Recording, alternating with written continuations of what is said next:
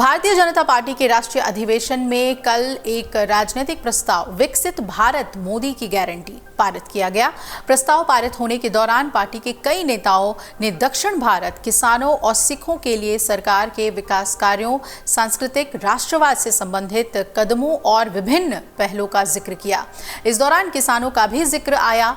MSP समेत करीब 1 दर्जन मांगों को लेकर सड़क पर उतरे किसानों के आंदोलन के बीच रक्षा मंत्री राजनाथ सिंह ने संकल्प का प्रस्ताव करते हुए कहा कि किसी भी सरकार ने किसानों के हित में इतना काम नहीं किया है जितना कि प्रधानमंत्री नरेंद्र मोदी की अगुवाई वाली सरकार ने किया है।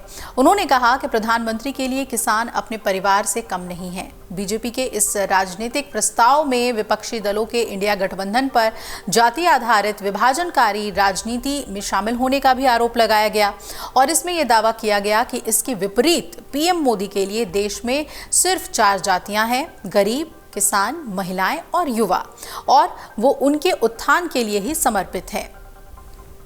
कल लाए प्रस्ताव में यह भी कहा गया कि सरकार ने पहले इन 4 जातियों को सशक्त बनाया है क्योंकि वो इसकी हर योजना के केंद्र में है। रक्षा मंत्री ने विपक्षियों पर निशाना साधते हुए दावा किया कि पिछले 10 साल में सत्तारूढ़ गठबंधन एनडीए को देश भर में जो सम्मान मिला है वो अभूतपूर्व है। वहीं यूपी के मुख्यमंत्री योगी आदित्यनाथ ने अयोध्या में राम मंदिर निर्माण का जिक्र करते हुए पीएम मोदी के नेतृत्व की सराहना की। उन्होंने कहा कि 5 शताब्दियों से अधिक समय से भक्तों का चला आ रहा इंतजार खत्म हुआ। मंदिर के निर्माण के बाद सनातन धर्म के अनुयायियों को खुशी मिली है। इससे पहले जब बीजेपी अध्यक्ष जेपी नड्डा ने अपने संबोधन में राम मंदिर का जिक्र किया तो पूरा भारत मंडपम जय श्री राम के नारों से गूंज उठा। वहीं वित्त मंत्री निर्मला सीतारमण ने प्रस्ताव का समर्थन किया और उन्होंने दुनिया भर की अर्थव्यवस्थाओं में मंदी के बीच भारत की मजबूत आर्थिक स्थिति और वैश्विक स्थिति की भारत पर नजर पर भी प्रकाश डाला।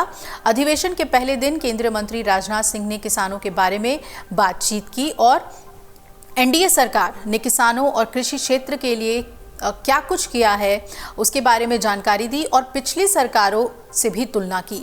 किसानों के हित में इस सरकार ने पिछले 10 सालों में क्या कुछ किया उसकी जानकारी दी और सबसे ज़्यादा उर्वरकों पर खर्च किया है केंद्र सरकार ने, ये उनके प्रस्ताव में बात थी।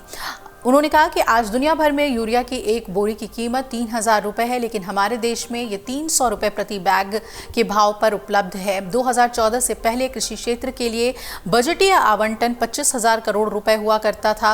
हालांकि तब से इसे बढ़ाकर 1,25,000 करोड़ रुपए कर दिया गया है और पिछले 10 सालों में एमएसपी के रूप में किसानों को लगभग 18 लाख करोड़ रुपए प्राप्त हुए हैं। तो एक तरफ किसान आंदोलन कर रहे हैं अपने अधिकारों के लिए एमएसपी की मांग को लेकर, दूसरी तरफ बीजेपी ने अपने अधिवेशन में ये कहा कि केंद्र सरकार ने अभी तक किसानों के लिए सबसे ज़्यादा काम किया है। अब देखना है कि आज की जो बातचीत है किसानों के साथ उसमें क्या सरकार को सफलता मिलती है, वो अन्नदाता को मना लेते हैं या नहीं। अगर आप ये वीडियो YouTube पर देख रहे हैं तो हमारे चैनल को सब्सक्राइब करें और बेल आइकन को दबाना ना भूलें। अगर आप Facebook पर ये वीडियो देख रहे हैं तो हमारे पेज को लाइक करें।